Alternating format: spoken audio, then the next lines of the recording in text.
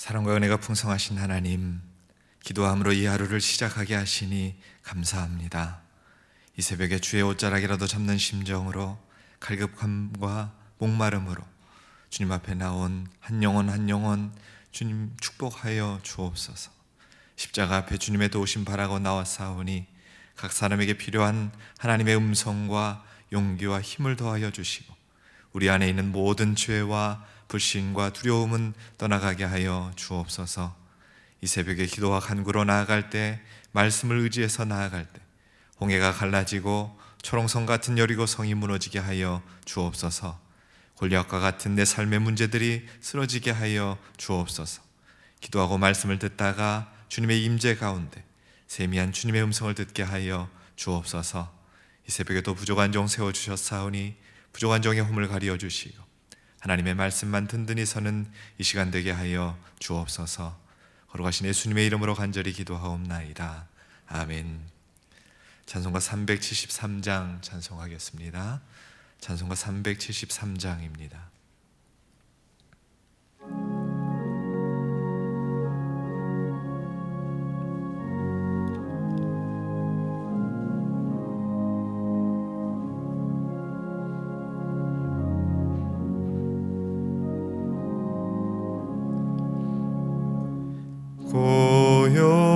고요한 바다로 저 천국 향할 때 주 내게 순풍 주시니 참 감사합니다.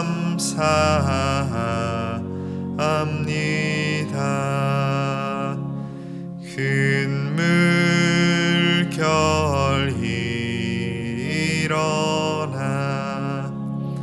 나 쉬지 못하니 이 풍랑으로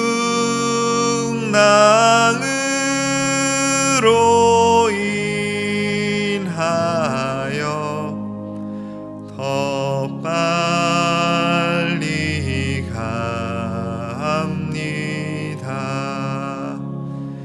내 걱정 그 근심을 쉬옵게 하시고 내 주여 얻은 영혼을 곧 밝게 하소서. 이 세상 오락한 주 뜻을 본받고 내 몸이 의지 없을 때 큰 믿음 주소서. 아멘.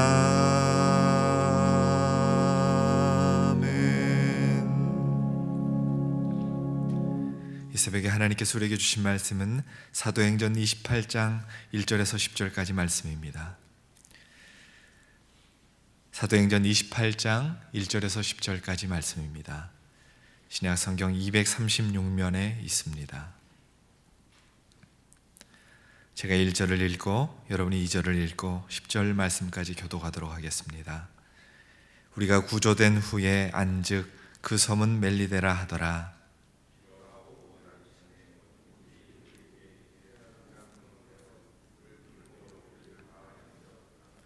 바울이 나무 한 묶음을 거두어 불에 넣으니 뜨거움으로 말미암아 독사가 나와 그 손을 물고 있는지라.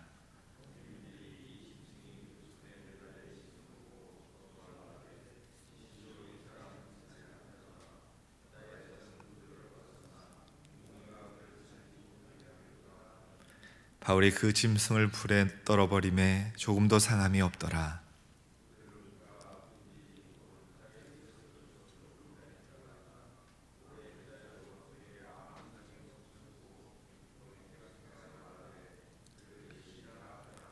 이 섬에서 가장 높은 사람 보블리오라 하는 이가 그 근처에 토지가 있는지라.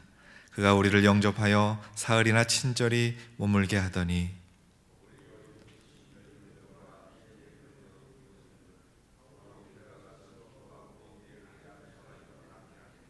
이러므로 섬 가운데 다른 병든 사람들이 와서 고침을 받고 후한 예로 우리를 대접하고 떠날 때에 우리 있을 것을 배에 실었더라. 아멘. 이 새벽에도 기도의 자리에 나와 하나님을 예배하고 기도하는 우리 성도님들 가정마다 주님의 한없는 은혜와 평강이 넘쳐나길 간절히 소망합니다. 저에게 늘 힘을 주는 찬양이 있습니다. 주일학교 찬양인데 혹시 아시는 분이 계실지 모르겠어요. 바람 불어도 괜찮아요, 괜찮아요, 괜찮아요. 파도 일어도 괜찮아요, 괜찮아요, 괜찮아요. 바람을 만드신 하나님, 파도를 만드신 하나님, 주님 내 안에 계시니까 나는 괜찮아요. 이렇게 짧은 찬양인데요, 내 인생 가운데 고난의 바람이 불어오고 시련의 파도가 일어도 바람과 파도를 만드신 하나님께서, 그것을 주관하신 하나님께서 나와 함께 하시고 내 안에 계시기에 나는 괜찮습니다, 나는 걱정이 없습니다, 끄떡 없습니다 라는 고백입니다. 사랑하는 여러분, 이 찬양의 가사가 하나님을 믿는 저와 여러분에게 신앙 고백이 되실 수 있길 소망합니다. 하나님, 나는 하나님이 나와 함께 하시기에 괜찮습니다. 그래서 인생의 세찬 풍랑 가운데 하나님을 바라보고 그 하나님을 찬양할 수 있는 믿음의 사람들이 마천세계로교회 모든 성도님들 되시길 예수 그리스도의 이름으로 축원합니다. 겉으로 보기에는 아무 근심이 없고 순탄한 인생인 것처럼 보이지만 그러나 누구에게나 크고 작은 바람이 수없이 불어오고 있습니다. 그 바람이 어떤 사람에게는 건강일 수도 있고 어떤 사람에게는 사업의 문제, 경제적인 문제, 자식의 문제, 관계의 문제일 수도 있습니다. 그런데 이 바람은 신앙인이냐 아니냐 상관없이 언제나 어디에서나 누구에게나 불어온다는 것입니다. 쉴 새 없이 불어오는 이 인생의 고난의 바람 앞에 두려워하지 말라라는 하나님의 말씀을 붙잡고 하루에도 수없이 무너져버리는 우리의 마음을 잘 단속하고 늘 믿음으로 반응하고 일어서야 한다고 어제 새벽에 말씀을 통해서 나누었다면, 오늘 이 새벽에는 왜 하나님께서 이 고난의 바람을 허락하시는가, 이 하나님의 섭리에 대해서 묵상하려고 합니다.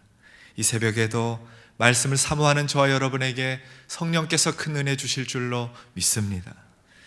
유라굴로라는 광풍을 만나 보름 동안 죽을 고생을 하였던 바울 일행이 한 사람도 죽지 않고 멜리데 섬에 상륙하는 기적 같은 일을 경험했습니다. 그때 멜리데 섬 원주민들이 얼마나 당황스러웠을까요? 276명이라는 많은 사람들이 한꺼번에 조난을 당해서 들어오는 데다가 거기에는 로마 군인도 있고 흉악한 죄를 저지른 죄수들도 있었으니 이들을 어떻게 대해야 할지 그들도 처음에는 난감했을 것입니다. 비가 오고 추워서 특별한 동정으로 이 조난당한 자들을 위해서 불을 피워 주었는데 바울이 땔감나무를 불에 놓는데 그 순간에 그 나뭇가지 사이에서 뱀이 나와서는 이 바울의 손을 물었습니다.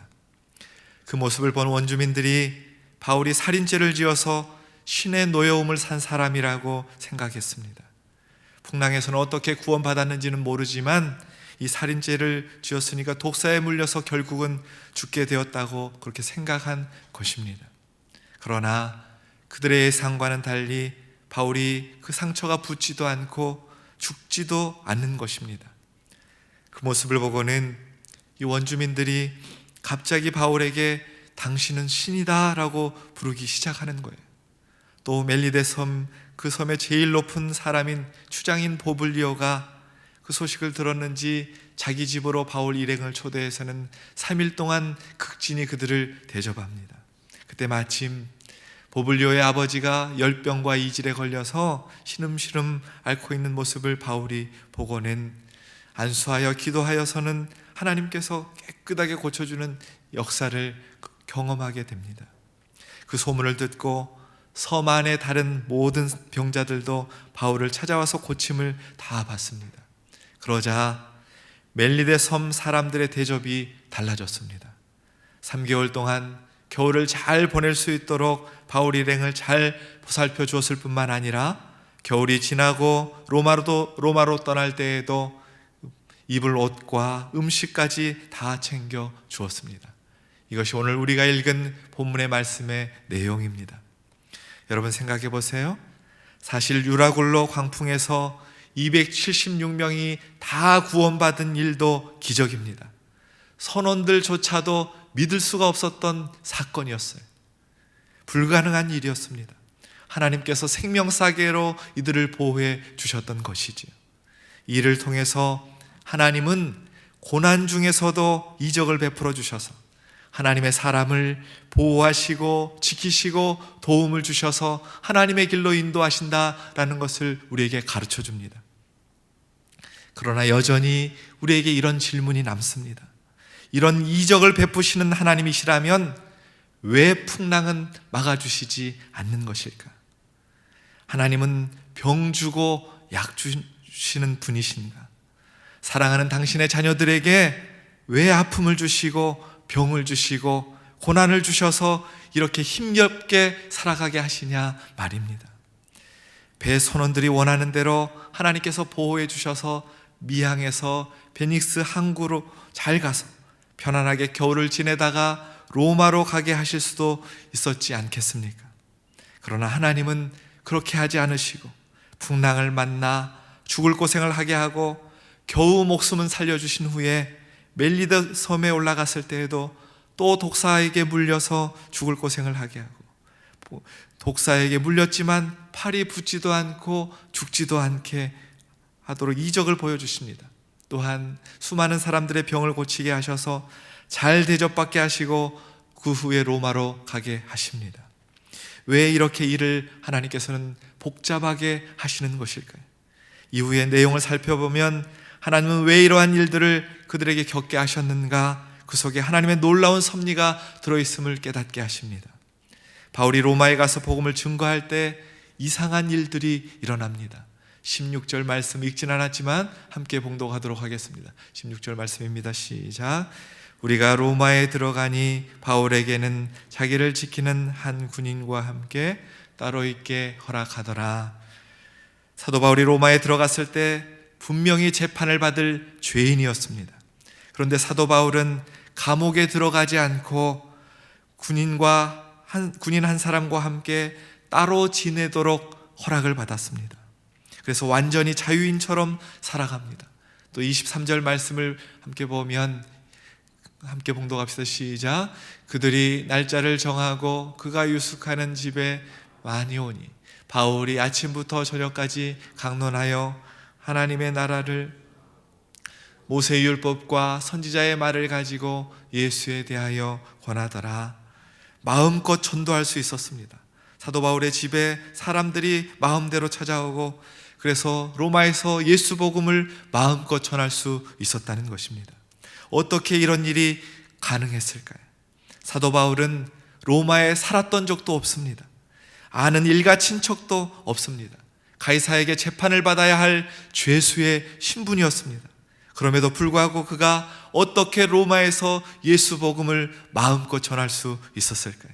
그 이유는 바울이 하나님의 사람이라고 증거하는 증인이 무려 275명이나 함께 로마로 들어가게 되었기 때문입니다. 폭풍 가운데서도 하나님의 사람을 통해 구원받은 역사를 직접 경험했던 275명이 한결같이 자기들의 입으로 하나님의 역사, 예수 그리스도의 복음을 전하지 않았겠습니까? 누가 말해라 하지 말라 그런 말을 안 해도 자기들이 그동안 겪었던 일들을 얼마나 이야기하고 싶었겠습니까? 사도 바울, 이 사람은 보통 사람이 아닙니다. 정말 하나님은 살아계시고 이 사람은 하나님의 사람이고 이 사람이 전하는 예수 그리스도의 복음은 놀라운 능력이 있는 것을 우리가 직접 눈으로 보고 경험했습니다. 우리는 몇 번씩이나 죽을 뻔했습니다. 그러나 이 사람 때문에 살았고 하나님이 역사하시는 것을 우리가 똑똑히 두 눈으로 보았습니다. 아마 275명이 이렇게 광고하고 다녔다면 로마 전체가 대단했을 것입니다. 그러니 사도 바울에 대한 대접이 달라졌던 것이지요. 죄인 취급을 받지 않고 마음껏 복음을 전하면서 그가 로마에서 다닐 수 있었던 것입니다. 여러분 생각해 보세요. 하나님은 바울 일행이 유라굴로 광풍을 피하게 해서 베닉스 항구에 무사히 도착해서 겨울을 잘 보낼 수 있도록 하실 수 있었습니다. 만약 그렇게 하셨다면 군인과 선원들 그리고 많은 승객들이 유흥의 도시 베닉스에서 3개월 동안을 지내면서 온갖 쾌락을 즐기지 않았겠습니까? 그랬다면 편안한 여행은 했을지 모르지만 바울이 로마에서 복음을 증거하게 될 때 누가 바울을 뒤에서 후원해 줄 수, 힘을 실어줄 수 있었겠냐 말입니다. 그 과정 속에, 이러한 과정 속에 하나님의 섭리가, 놀라운 섭리가 숨어 있다는 것입니다. 또 풍랑을 통해서도 보름 동안 표류했다가 만난 섬이 이들은 어딘지도 몰랐습니다. 죽을 고생을 다하다 만난 이 섬이 어딘지도 몰랐습니다. 지난 보름 동안 허송세월을 보낸 줄 알았는데 그게 아니었어요. 하나님께서 이 태풍을 통해서 로마로 가는 지름길로 그들을 인도하였다라는 것입니다. 이 풍랑으로 인하여 더 빨리 가게 하시는 하나님의 은혜라는 것입니다. 오늘 우리가 읽은 멜리데 섬의 사건도 마찬가지입니다. 그 풍랑이는 바다에서 보름 동안을 고생을 하고 이제 안전하게 섬에 도착했더니 또 섬에서 독사에게 물리고 죽게 생긴 것입니다. 만약 여러분이 바울이라면 뱀에게 물렸을 때 어떤 생각이 들까요? 물려보신 분이 있을지는 모르겠어요. 만약 여러분이 바울이라면 이렇게 생각할지 않겠습니까? 왜 내 인생은 이렇게 고난의 연속일까? 왜 나만 이렇게 안 풀릴까? 왜 하필 276명 중에 왜 하필 나일까? 내가 도대체 무슨 큰 죄를 지었을까? 우리는 그렇게 생각할지 모릅니다. 우리는 평탄하게 살기를 원하고 고난이 없었으면 좋겠는데 이 고난이 나를 좀 비켜갔으면 좋겠는데, 그러나 하나님은 그 고난의 사건조차도 하나님의 구원의 역사를 이루기 위한 도구로 사용하고 계신다라는 것입니다. 이 독사 사건이 아니었다면 바울이 이 섬의 추장을 만날 일도 없었고 그의 도움으로 로마까지 안전하게 항해하는 일도 결코 없었을 것입니다. 우리는 되어진 일들을 굉장히 좁은 관점으로 판단합니다. 왜 하나님 이런 일이 일어나야 합니까? 하나님 나 이거 싫습니다 라고 이야기하지만 하나님은 그 사건을 통해서 또 다른 길을 열어주시고 더 좋은 길로 인도해 가고 계신다라는 것입니다. 사도 바울이 로마서 8장 28절에 이렇게 고백합니다. 우리 함께 봉독합시다. 시작. 우리가 알거니와 하나님을 사랑하는 자 곧 그 뜻대로 부르심을 입은 자들에게는 모든 것이 합력하여 선을 이루느니라. 할렐루야. 말씀을 준비하다가 이 멜리데 섬이 현재 어떻게 되었나를 보고 감동이 되었습니다.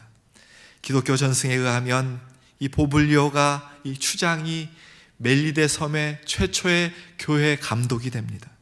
그가 3일 동안 바울을 만난 것이 그냥 만난 것이 아니라 예수 그리스도를 영접하게 되고 신실한 신앙인이 되고 그곳의 사람들을 영적으로 인도하는 영적인 지도자가 되는 것입니다.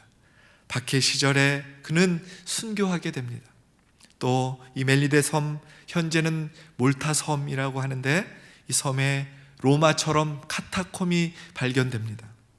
박해 시대에 신앙인들이 자신들의 신앙을 지키기 위해서 지하 교회 생활을 했다는 것이죠. 오늘날 몰타 섬의 인구가 전체 인구가 33만 5천 명인데 놀랍게도 100% 크리스천이라는 것입니다. 사랑하는 여러분, 우리의 인생에는 우연은 없습니다. 우리의 삶은 하나님의 섭리 속에 살아가고 있는 줄로 믿습니다. 우리에게 주신 비전이 있고 하나님이 주신 사명이 있기 때문에 그냥 로마로 바로 직행에 가면 좋을 텐데 바다를 표류해야 하고 알지 못하는 섬에도 이르러야 합니다. 우리는 시간을 허비하고 필요 없는 자리라고 생각합니다. 그러나 하나님은 나의 이 고난의 시간을 통하여 나를 더 성숙시키시고 또 회복시키심으로 합력하여 선을 이루셔서 놀라운 구원의 역사를 우리의 삶 가운데 이루어 주시는 줄로 믿습니다. 여러분 보세요. 하나님께서 바울과 함께한 275명을 다 살려주셨습니다. 그들 중에는 사람들이 손가락질하는 흉악한 죄인도 있었겠고, 저 사람은 죽어야 되는데 왜 저 사람을 살려주셨나? 차라리 죽는 것이 낫다고 여겨지는 사람도 있었을 것입니다. 그러나 하나님은 한 사람도 버리지 아니하시고 포기하지 않으시고 다 살려주셨습니다. 왜 그렇게 하셨을까요? 예수님의 증인으로 만드시려는 하나님의 계획이 그 속에 있었습니다. 그들도 다 예수님의 증인이 되고 사람이 변화되었으니 오히려 그것이 더 큰 복음의 증거, 능력이 되었다는 것을 성경이 우리에게 가르쳐주고 있는 것입니다. 그러므로 여러분, 우리 모두를 향한 하나님의 계획을 우리가 미루어 짐작할 수 있습니다. 그것은 우리로 하여금 예수님의 증인된 삶을 살게 하시려는 하나님의 계획이 우리의 인생 가운데 있다는 것이죠. 하나님은 우리 중에 단 한 사람도 소홀히 생각하는 사람이 없고, 하나님은 한 사람도 쓸데없다고 여기는 사람이 없습니다. 아무리 손가락질 받는 인생이라고 할지라도, 그런 삶을 현재 살고 있다고 할지라도 하나님은 절대 포기하지 않으시고 그 사람을 통하여 주님의 증인이 되기를 원하신다라는 것입니다. 오늘 하루 남은 인생 속에서 함부로 다른 사람의 인생을 판단하지 마시고, 하나님께서 저 사람도 사용하고 계시는구나, 그렇게 믿음의 눈으로 바라보시고 우리의 삶을 살아갈 때도 예수님의 증인으로 복음을 증거하며 살아가시는 축복의 통로가 마천세계로 교회 모든 성도님들 되시길 예수 그리스도의 이름으로 축원합니다. 기도하겠습니다. 하나님, 인생의 고난의 시간을 지나가고 있는 우리 성도들을 위로하여 주옵소서. 주저앉지 않게 하시고 포기하지 않게 하시고 다시 하나님을 붙들고 일어서게 하여 주옵소서. 오늘 하루도 주의 복음을 전하는 사명자로 세워주시니 감사합니다. 주님의 증인된 삶을 살아갈 수 있도록 힘과 지혜와 용기를 더하여 주옵소서. 오늘 이 한날 남은 인생 속에서 합력하여 선을 이루시고 가장 좋은 것으로 채워주시는 하나님의 역사를 날마다 눈으로 바라보며 손으로 만지며 입으로 간증하는 역사를 살아내는 믿음의 사람들이 저희들 되게 하여 주옵소서. 이 한날도 온전히 주님 앞에 맡겨드리오며 걸어가신 예수님의 이름으로 간절히 기도하옵나이다. 아멘. 이 새벽에 기도하실 때 이 나라와 이 민족을 위해서 기도합시다. 코로나 바이러스로 힘들어하고 고통받고 있는 전 세계를 위해서 기도합시다. 그리고 각자의 기도의 제목을 놓고 기도하시다가 자유롭게 돌아가도록 하겠습니다. 주의 이름 한번 부르고 기도합시다. 주여, 하나님 감사합니다. 오늘 저희에게 새로운 하루를 허락해 주시고 주님과 대화로 이 하루를 시작할 수 있게 해주시니 감사합니다. 어떤 상황에 처해 있다고 할지라도 하나님 바라보게 하시고 하나님 의지하게 하여 주옵소서. 고난 가운데 하나님의 섭리가 있음을 믿고 아멘하고 감사함으로 받을 수 있게 하시고 원망과 불평과 좌절과 낙심은 떠나가게 하시고 주님 의지함으로 믿음으로 승리할 수 있는 합력하여 선을 이루신 하나님 붙잡고 일어설 수 있는 저희들 되게 하여 주옵소서. 이 풍랑으로 인하여 더 빨리 가게 하시는 하나님의 역사 믿고 의지하게 하여 주옵소서. 하나님, 코로나 바이러스가 전 세계로 빠른 속도로 확산되고 있습니다. 하나님, 서로가 서로를 의심하고 불신하지 않게 하시고 하나님께서 가르쳐 주신 말씀 따라 이웃을 사랑하고 이웃을 내 몸같이 사랑하는 저희들 되게 하여 주옵소서. 마음을 품어 서로가 서로를 배려하고 약한 바이러스의 멈추게 하여 주옵소서. 확진자들에게 치료와 회복을 주시고 그들의 불안한 마음에서 벗어나 하나님께서 주시는 참 평안을 누리게 하여 주옵소서. 각 나라의 지도자들을 지혜롭게 하여 주셔서 이기적인 결정보다는 모든 나라가 같이 살아낼 수 있도록 경제가 침체되지 않게 하시고 기업과 사업터를 지켜 주옵소서. 하나님의 계획 아래 의료진들과 연구원들을 통해서 좋은 치료약이 발견되게 하시고 백신이 발견되게 하여 주시고 당신의 자녀를 괴롭히지 못하도록 하나님 인도하여 주옵소서. 이 시간을 통하여 더 겸손하게 하시고 무릎 꿇고 우리의 죄를 자복하고 회개하며 다시 거룩함을 회복하는 은혜의 시간 되게 하여 주옵소서. 우리의 모든 제목, 기도의 제목들마다 기름 부어 주셔서 가장 좋은 곳으로 채워주시는 하나님의 역사를 맛보고 하나님 들어가게 하여 주옵소서. 온라인으로 예배하는 우리 성도들 머리마다 안수하여 주셔서 모든 질병이 떠나가게 하시고 가정마다 주께서 축복하여 주셔서 가정의 문제들이 고난의 바람들이 온전히 순풍으로 바뀌는 역사가 있게 하여 주옵소서. 고난 너머에 계신 하나님 붙들고 일어서게 하여